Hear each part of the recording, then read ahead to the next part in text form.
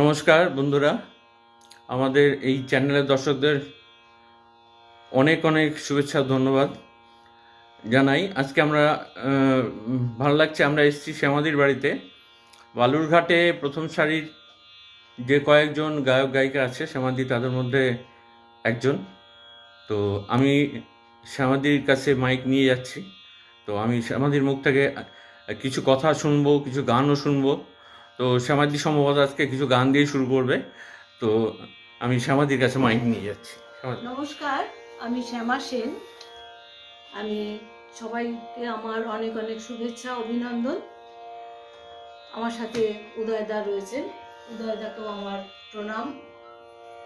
আমি গানের মধ্যে দিয়েই আমার অনুষ্ঠান শুরু করছি। হ্যাঁ,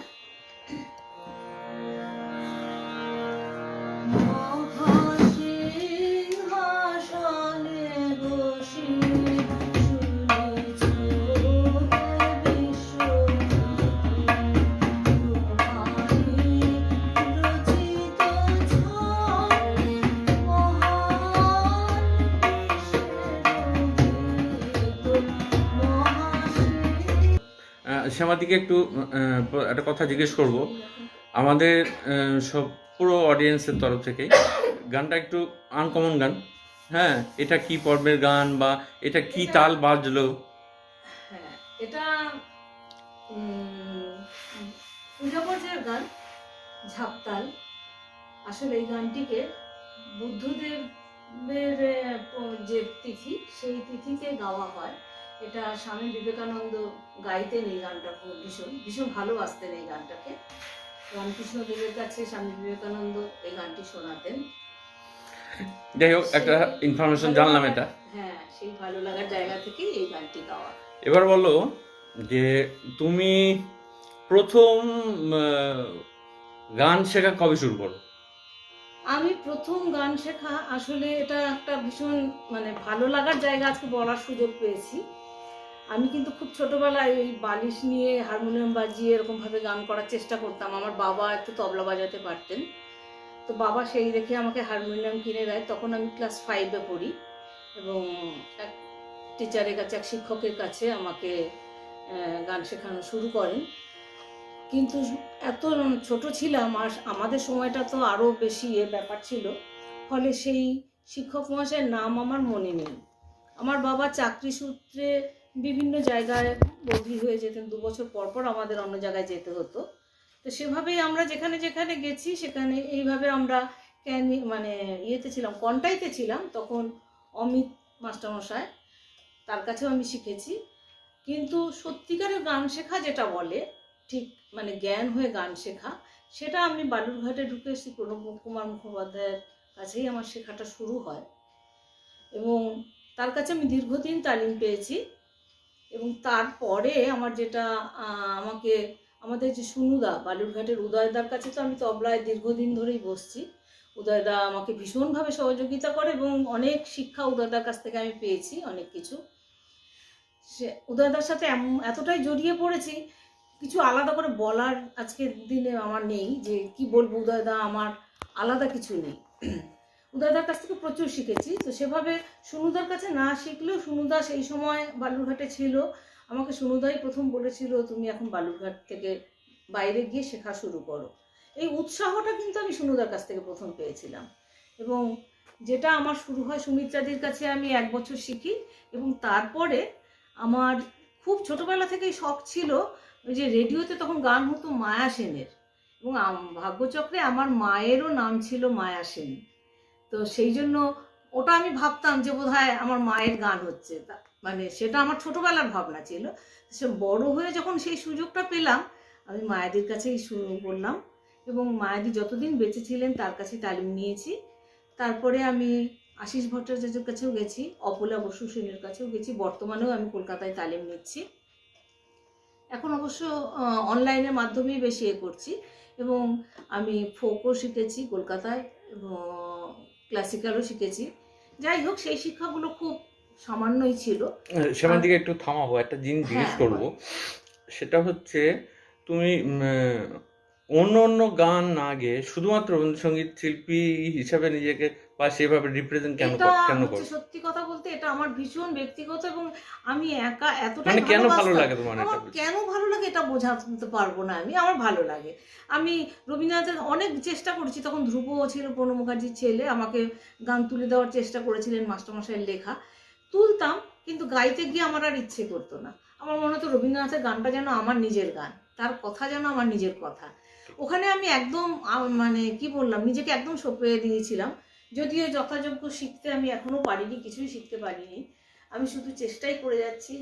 বয়সটাও তো অনেক আচ্ছা সমাধি, বলছি তোমার শিক্ষার তো অনেক লম্বা, তো গুরুর যাদের নাম বললেন, অর্থাৎ দীর্ঘদিন ধরে একটা লং জার্নি হয়েছে এটা। তোমার সঙ্গীতের বয়স কতদিন হলো? সঙ্গীতের সঙ্গীত বয়স, জীবন আর কি। হ্যাঁ সঙ্গীত জীবন আমার মানে সেইভাবে শুরু করা বলতে গেলে 40-42 তো, 40-42 বছর হ্যাঁ। হবে। কারণ আমার বিয়ের পরেই আমি কিন্তু সব থেকে বড় শিক্ষাটা পেয়েছি আমার বিয়ের পরেই, আচ্ছা, এবং সেটা আমার হাজবেন্ডের কাছ থেকেই আমি পেয়েছি, ও আমাকে এগিয়ে নিয়ে গেছে।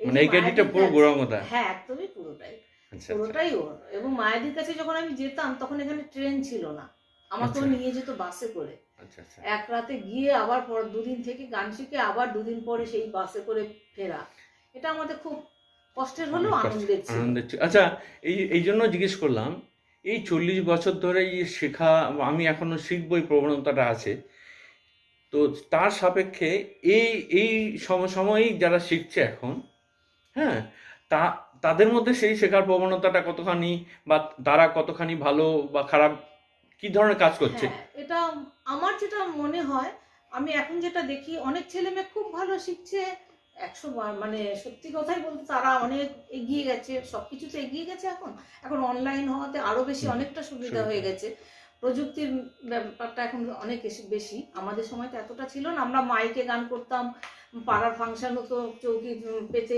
বসে সেখানে গান করেছি, এরকম অভিজ্ঞতা আমাদের।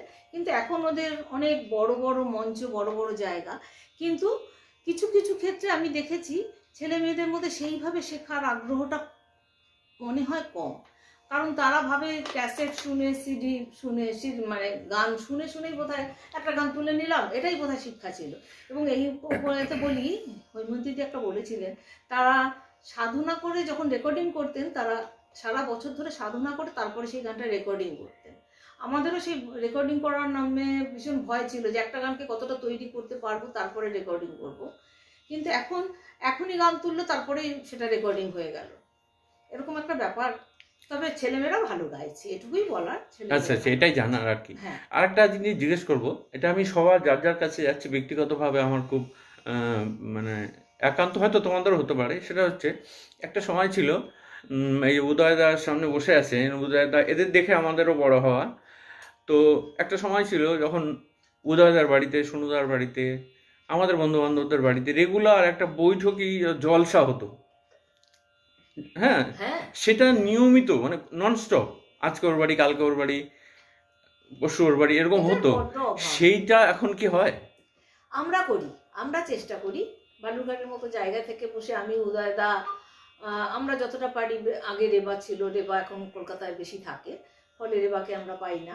মানে তো আমরা সীমিত সীমিত, খুব কম সময়, খুব হ্যাঁ, সেই আড্ডাটা কমে গেছে, কমে গেছে অনেক। অনেকটাই কমে গেছে। আচ্ছা আচ্ছা। তো আমরা শ্যামাদির কাছ থেকে অনেক কিছু জানলাম। আহ, এবার শ্যামাদিকে বলবো যে আমাদের চ্যানেলের দর্শকদের, আমরা পুরো উত্তরবঙ্গ ধরে এই প্রোগ্রামটা জারি রাখবো, আমাদের দর্শকদের জন্য কিছু যদি তোমার মেসেজ থাকে, বার্তা থাকে, সেটা বলে তোমার পরের গানে যাও।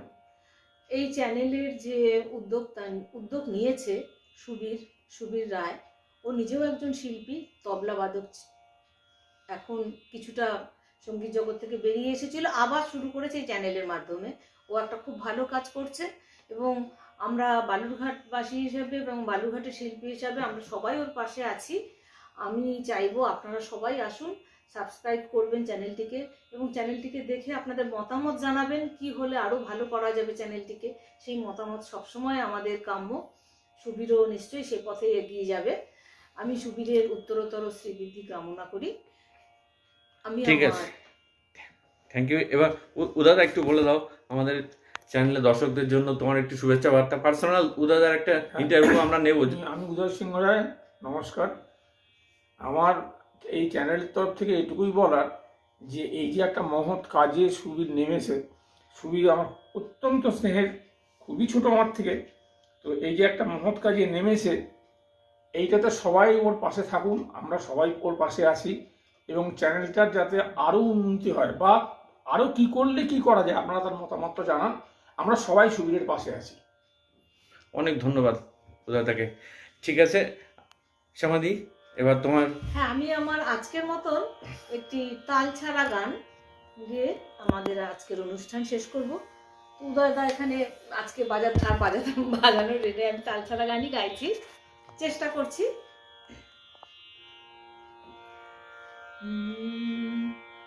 আমি রূপে তোমার